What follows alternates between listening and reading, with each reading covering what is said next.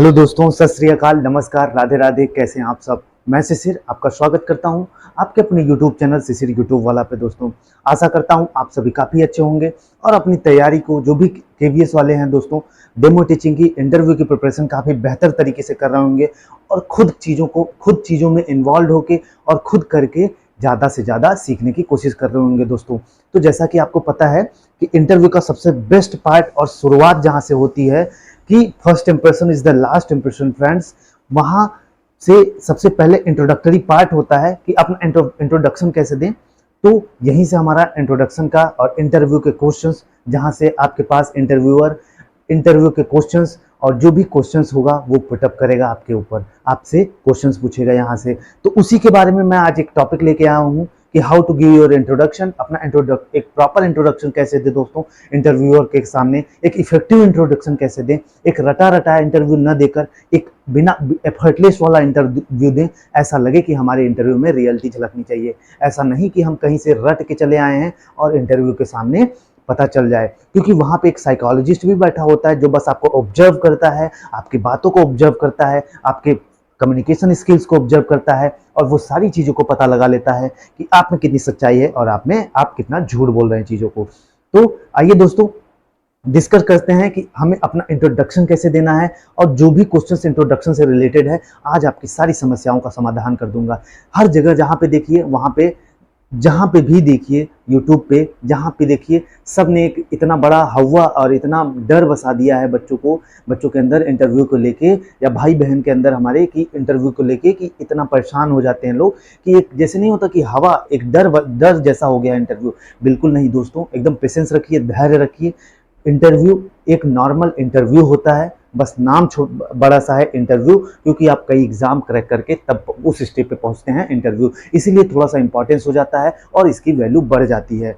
और मैं बस इतना कहूँगा कि आप धैर्य रखिए, चीज़ें बहुत आसान है। बस खुद के ऊपर काम करिए, खुद के कम्युनिकेशन स्किल्स पे काम करिए, खुद के ड्रेसिंग सेंस पे काम करिए, आपका इंटरव्यू काफ़ी बेहतर होगा। तो आइए डिस्कस करते हैं दोस्तों कि अपना इंट्रोडक्शन के पार्ट में क्या क्या इंक्लूड करें और कैसे स्टेप वाइज इंट्रोडक्शन देना है और हमें क्या करना है क्या नहीं करना है, what to do what not to do. तो आइए बात करते हैं दोस्तों।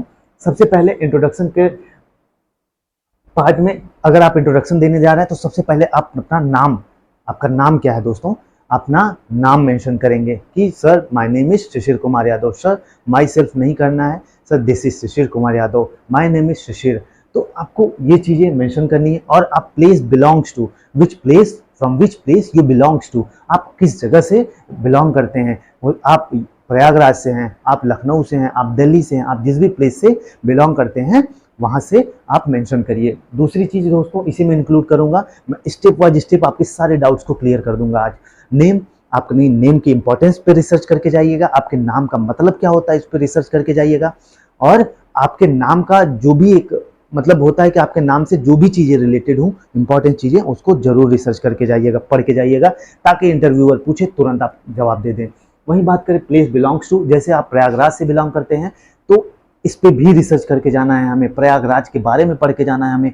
प्रयागराज के में ऐसी क्या विशेष चीज़ें हैं, प्रयागराज में ऐसे क्या विशेष चीज़ें पाई जाती हैं, या विशेष व्यंजन है, विशेष वहाँ का कुछ कुछ तो इंपॉर्टेंस होगा प्रयागराज का, यहाँ पे कुंभ ऑर्गेनाइज होता है, ऐसे ही इस पे भी रिसर्च करके जाना है। तो पहली चीज़ आपको मेंशन करनी है नाम और प्लेस, कहाँ से आप बिलोंग करते हैं। वहीं बात करें दूसरी चीज़ पे, आप दूसरे स्टेप पे आएंगे तो एजुकेशनल क्वालिफिकेशन को मेंशन करेंगे। जैसे ही अपना नाम, sir my name is Shishir Kumar Yadav and I belongs to Prayagraj, उसके बाद आप डिस्कस करेंगे एजुकेशनल क्वालिफिकेशन पे। Sir my educational qualification is this this this. जैसे आप ग्रेजुएशन है, अपने आप एक ट्वेल्थ के बाद की ही डिग्री को मेंशन करिएगा, जो भी आप ट्वेल्थ के बाद एजुकेशनल क्वालिफिकेशन है आपका, आप उसी को डिस्कस करेंगे, उसके अलावा किसी चीज़ को नहीं डिस्कस करेंगे। आप ट्वेल्थ आपको मेंशन कर सकते हैं, बट एक हमारी हायर जो एलिजिबिलिटी होती है, हम जनरली ऐसे इंटरव्यू में उसी चीज़ को मेंशन करते हैं। ऐसा कुछ नहीं है कि आप मनाही है कि आप 10th और 12th मत बताइए, अपनी स्कूलिंग मत बताइए, बट एक इंटरव्यू की जो वहाँ पे एलिजिबिलिटी होती है, प्रॉपर एलिजिबिलिटी होती है कि आप अपनी एलिजिबिलिटी से शुरुआत करिए दोस्तों। वहीं बात करें, आप अगर हाई स्कूल इंटर में टॉप है तो अपने अचीवमेंट्स में बता दीजिएगा आप उसको। तो किसी चीज़ को छूटेगा, कोई चीज़ छूटेगा नहीं, मैं एक बेहतर तरीका और बेहतर स्टेप बाय स्टेप आपके सारे डाउट्स को क्लियर कर दूंगा। वही बात करें ग्रेजुएशन, आपने मेंशन किया sir I have completed my BCom, I have completed my BSc, I have completed my this, या बीटेक, जो भी आपने किया है आप उसको मेंशन करिए। उसके बाद आप मेंशन करिए अगर आपने पीजी किया है, यहाँ पे आपको सावधान और सतर्क होना है, क्योंकि interview is all about how we can mould the interviewer, और हम क्या चाहते हैं कि इंटरव्यूअर हमसे पूछे, ये टोटली डिपेंड करता है आपके ऊपर। आप बायोडाटा में जो भरेंगे आपसे इंटरव्यूअर वहीं से क्वेश्चन पूछेगा। आप ऐसी ऐसी चीजें ही वहां पे मेंशन करिए जहां से इंटरव्यूअर पूछे और आप उस टॉपिक पर रिसर्च करके गए हो और इंटरव्यूअर के सामने आप उसका जवाब दे सके। तो आप पोस्ट ग्रेजुएशन बहुत दिमाग से और बहुत सतर्क रह के मेंशन करिएगा। अगर आपके पास सब्जेक्ट का नॉलेज है, आपके पास उस यूनिवर्सिटी के बारे में पता है, आपका जो भी सब्जेक्ट से आपने पीजी किया है उसमें एक प्रॉपर नॉलेज होना चाहिए, 360 डिग्री आपके पास उस सब्जेक्ट का नॉलेज हो, तभी आप मेंशन करिएगा। वही बात करें दोस्तों, उसके बाद हम आएंगे, आपने जो भी डिप्लोमा कोर्सेज किया है या बीएड किया है या जो भी डीएलएड किया है, आप उसके बारे में मेंशन करेंगे दोस्तों। तो इसके बाद मेंशन करने के बाद अब आते हैं, जैसे आप टीजीटी वाले जो इंटरव्यू वाले हैं दोस्तों, एक मिनट। तो जो दोस्तों टीजीटी वाले हैं, ठीक है, ट्रेन ग्रेजुएट टीचर वाले हैं, जो टीजीटी वाले हैं वो दोस्तों, अगर आप ग्रेजुएशन है तो द बेस्ट है। अगर आप अपने को एडवांस दिखाना चाहते हैं और आप अपने को इफेक्टिव दिखाना चाहते हैं तो आप पीजी मेंशन करेंगे कि हम कहीं ना कहीं दूसरों से आगे हैं। बट यहाँ हमें सतर्क और सावधान रहना है। क्यों सतर्क सावधान रहना है? आपने किया है ग्रेजुएशन बीकॉम, प्लस आपने पीजी भी मान लीजिए एमकॉम कर दिया है, आपने ग्रेजुएशन ठीक से पढ़ा है, एलिजिबिलिटी है ग्रेजुएशन, आपने पीजी बताया और पीजी बताते ही वो आपसे क्वेश्चन पुटअप करना स्टार्ट कर देगा इंटरव्यूअर। आपने पीजी कहाँ से किया, किस सब्जेक्ट्स के किया। अगर आप सब्जेक्ट वहां पे मेंशन करते हैं, सब्जेक्ट बिल्कुल मत मेंशन करिए। अगर आपने सब्जेक्ट मेंशन किया तो वहां से आपसे इंटरव्यूअर क्वेश्चन पे क्वेश्चन पुटअप करेगा और आप कहीं ना कहीं हताश हो जाएंगे। तो इसीलिए मैं कह रहा हूँ सब्जेक्ट टीजीटी वाले तभी मेंशन करिएगा दोस्तों जब आपको उसके बारे में प्रॉपर नॉलेज हो, उसके बारे में प्रॉपर एजुकेशनल नॉलेज हो, सब्जेक्ट रिलेटेड नॉलेज हो आपके पास, तभी मेंशन करिएगा। तो अब बात कर लेते हैं पीजीटी वालों की दोस्तों। जो पीजीटी वाले भाई बहन हैं उनके लिए क्या है, आपके लिए तो कंपलसरी हो जाता है, मैंडेटरी हो जाता है कि आप अपने पीजी के सब्जेक्ट जरूर मेंशन करिए, क्योंकि आपसे वहां से सब्जेक्ट रिलेटेड ही क्वेश्चन पूछे जाएंगे। आप पीआरटी वाले नहीं है कि आपसे सब्जेक्ट रिलेटेड क्वेश्चन नहीं पूछे जाएंगे, क्योंकि आपने पीजी किया है, आपका स्पेशलाइजेशन है, जो सब्जेक्ट से आपने स्पेशलाइजेशन किया है, जिस सब्जेक्ट से आपने पीजी किया है, आप पीजीटी वाले आप लोग उसके लिए एलिजिबल होते हैं और आपके पास उस सब्जेक्ट का प्रॉपर नॉलेज होना चाहिए। प्रॉपर उस पर रिसर्च करके जाइए, छोटी छोटी चीज़ें जो इंपॉर्टेंस है, जो एक सब्जेक्ट का बेस होता है उसको जरूर पढ़ के जाइए, उसके बारे में आपको नॉलेज होना चाहिए। वहां से इंटरव्यूअर आपसे जरूर क्वेश्चन पुटअप करेगा दोस्तों। तो ये हो गए टीजीटी पीजीटी वालों की बात। वही बात करें पीआरटी वालों की दोस्तों, तो पीआरटी वाले बस आपको इतना करना है दोस्तों कि आपको एनसीईआरटी पे फोकस करना है, एनसीईआरटी की जो बुक्स हैं उस पर फोकस करना है दोस्तों, और आप अपने ग्रेजुएशन पर ही बस डिपेंड रहिएगा, ग्रेजुएशन मेंशन करिएगा। अगर आपके पास कोई अचीवमेंट है तो आप अचीवमेंट में मेंशन करिएगा, यहाँ पर नहीं। वहीं तीसरा स्टेज हो गया दोस्तों। तीसरे स्टेज पे आते हैं, प्रोफेशनल एक्सपीरियंस क्या है, what which type of professional experience you have. आपके पास टीचिंग का एक्सपीरियंस है कि नहीं है, अगर है तो भी बता रहा हूँ, नहीं है तो भी बता रहा हूँ। आपके पास अगर प्रोफेशनल टीचिंग एक्सपीरियंस है तो दोस्तों आप उसको मेंशन कर सकते हैं, आप अपने प्रोफेशनल एक्सपीरियंस में मेंशन कर सकते हैं कि सर मैंने अब एक प्राइवेट स्कूल में 3 साल एजुकेशन या 3 साल बच्चों को पढ़ाया, प्राइमरी एजुकेशन में पढ़ाया या मिडिल स्कूल में पढ़ाया या 10th-12th के बच्चों को पढ़ाया। सर मैंने सीबीएसई बोर्ड के इसके स्कूल में मेंशन किया। अगर आपके पास सीबीएसई आईसीएसई स्कूल्स के अगर आप टीचर रहे हैं तो आप जरूर मेंशन करिएगा, आपके लिए प्लस बेनिफिट्स है, वहाँ पे जरूर मेंशन, उनके लिए थोड़ा सा एडवांटेज हो जाता है। ऐसा नहीं है कि आपके हिंदी मीडियम से इंग्लिश मीडियम से हैं, बट वहाँ थोड़ा सा एडवांटेज हो जाता है। केवीएस में डाइवर्सिटी पाई जाती है और विविधता पाई जाती है, वहाँ विविध पृष्ठभूमि वाले बच्चे आते हैं, तो आप जरूर मेंशन करिएगा दोस्तों। आप हिंदी के हों या इंग्लिश के हों इससे मत डरिएगा, बट अगर आप टीचर हैं, आपने कहीं पढ़ाया है और रियलिटी होनी चाहिए, ऐसा नहीं है कि आप झूठ मूठ का कुछ भी बता दीजिए। आप अगर आप बता रहे हैं तो आपके अंदर उसकी झलक होनी चाहिए, आपको दिखना चाहिए, आपके फ्लुएंसी पे दिखना चाहिए कि हाँ मैंने पढ़ा रखा है, आपके पास टीचर के क्वालिटीज होने चाहिए। ठीक है, जो एक्सपीरियंस होता है और एक नॉन एक्सपीरियंस होता है, वो डिफरेंस दिखना चाहिए कि हाँ आप एक्सपीरियंस हैं और हम नॉन एक्सपीरियंस हैं, एक झलक दिखनी चाहिए और इंटरव्यूअर ये सब चीज़ें पकड़ लेते हैं अगर आप झूठ बोलते हैं। तो वही बात करें दोस्तों, आपने टीचिंग कैरियर का अपना एक्सपीरियंस बताया। वहीं नो एक्सपीरियंस जिनके पास है बच्चे, उनके पास भी दिमाग में आ रहा होगा कि हम क्या बताएंगे। आपको कुछ नहीं बताना है दोस्तों, आप एक ऐसा एस्पिरेंट, ऐसा अपने आप को एस्पिरेंट वहाँ पे मेंशन करिए कि सर मैं 2 साल 3 साल से वहाँ यहाँ पे प्रिपरेशन कर रहा हूँ टीचिंग एग्जाम्स की।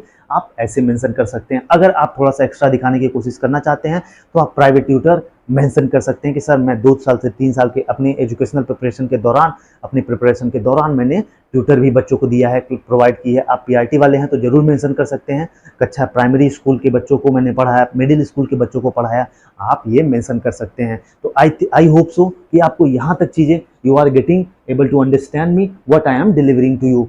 इसके बाद करें दोस्तों, आप इसको यहाँ पे मेंशन करें। उसके बाद आप passion for teaching, why KVS, आप पैशनेट हैं, आपको यहाँ पे दिखाना पड़ेगा। अगर आप यहाँ नहीं बताएंगे, मेरी बात को ध्यान से सुनिएगा, अगर आप यहाँ पे नहीं बताते हैं, इंट्रोडक्टरी पार्ट में नहीं बताते हैं, तो आपसे इंटरव्यूअर आगे चल के पूछेगा। बेहतर, मेरे हिसाब से बेहतर यही होता है दोस्तों कि आप पहले ही बता दीजिए कि आप क्यों पैशनेट हैं, टीचर बनने के लिए क्यों आए हैं, आप केवीएस में ही क्यों आप आना चाहते हैं। तो ये सब चीज़ें आपको पहले ही बता देनी चाहिए। एक ऐसा कंक्लूडिंग पार्ट आपको मेंशन कर देना है उसमें, 2-3 लाइन 4 लाइन में। आप ये चीज़ें ध्यान रखिएगा।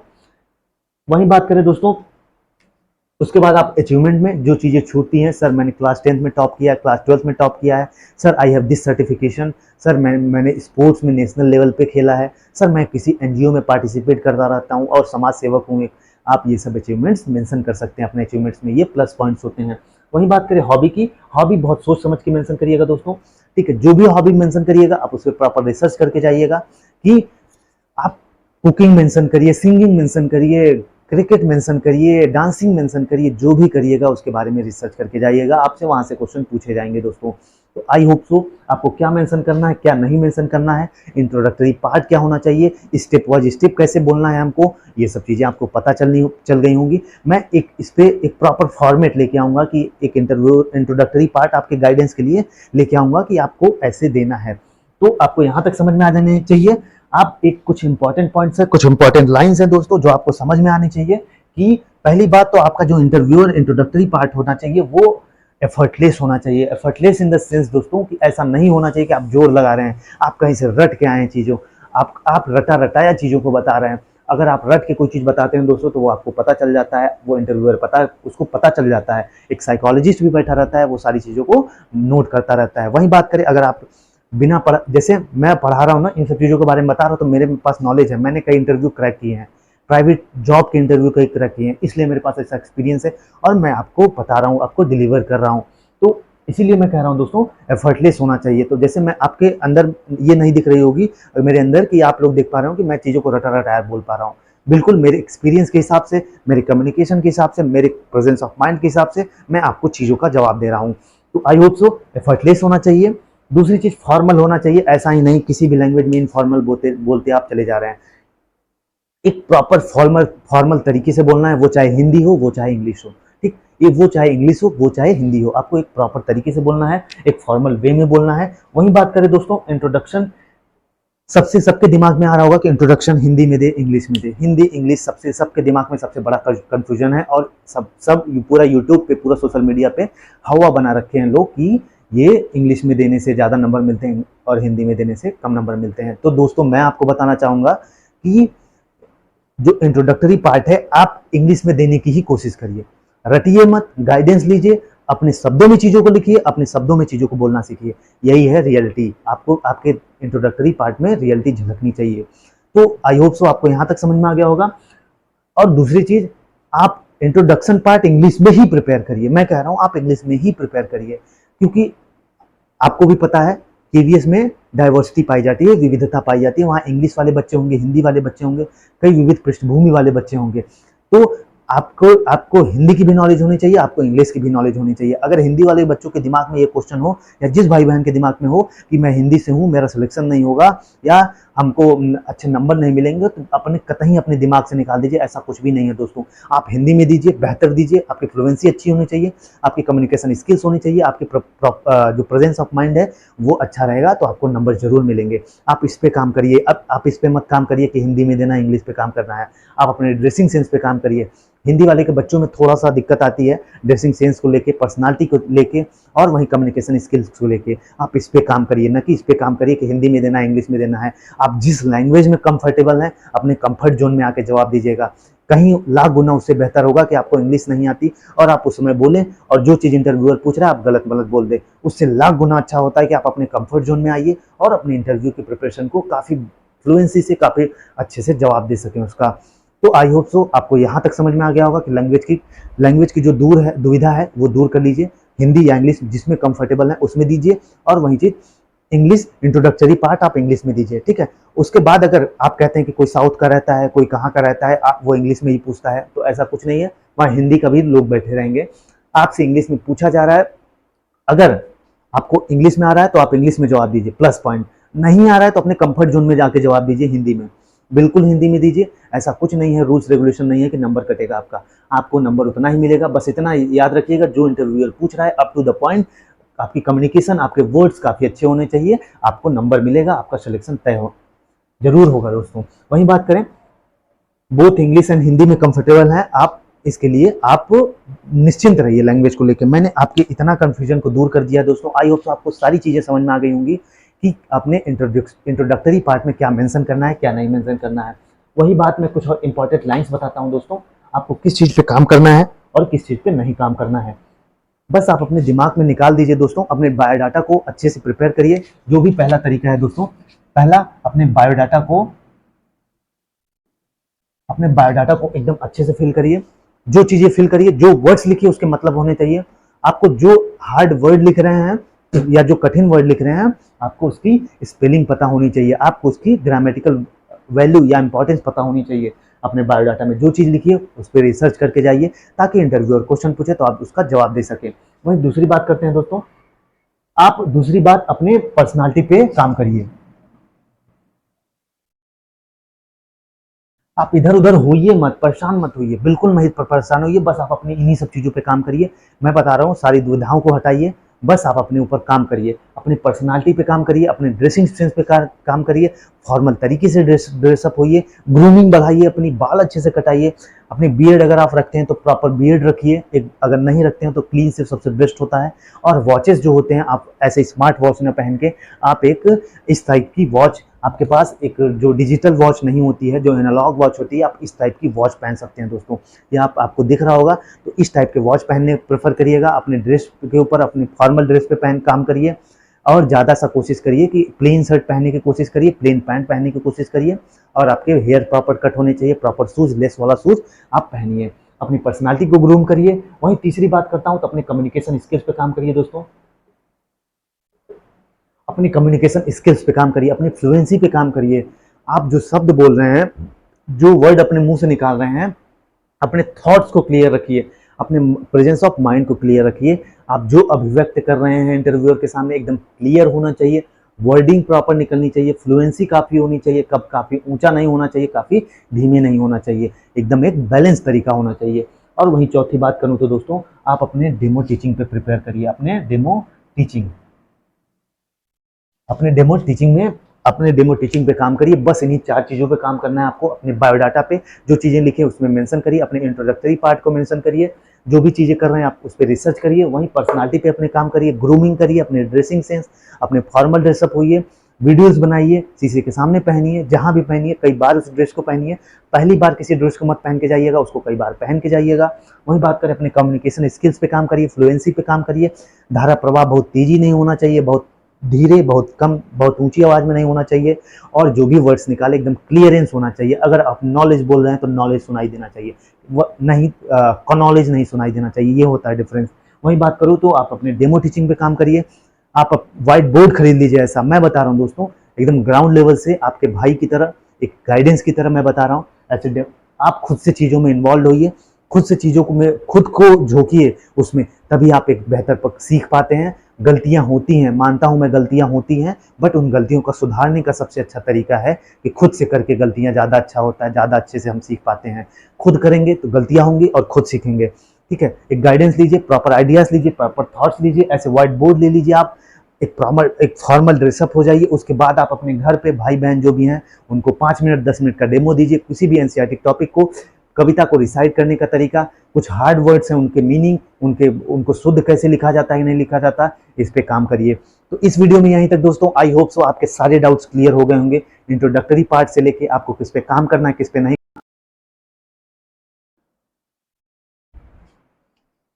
तो दोस्तों आई होप सो आपको समझ में आ गया होगा दोस्तों कि आपको किसके ऊपर काम करना है, बायोडाटा के ऊपर काम करना है, उसके ऊपर रिसर्च करना है।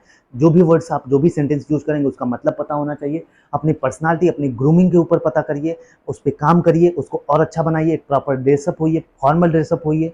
और वहीं बात करता हूँ कम्युनिकेशन स्किल्स, आपकी धारा प्रवाह बहुत ऊंची नहीं बहुत नीची नहीं, जो वर्ड्स बोल रहे हैं नॉलेज बोल रहे हैं तो नॉलेज होना चाहिए, नॉलेज नहीं होना चाहिए।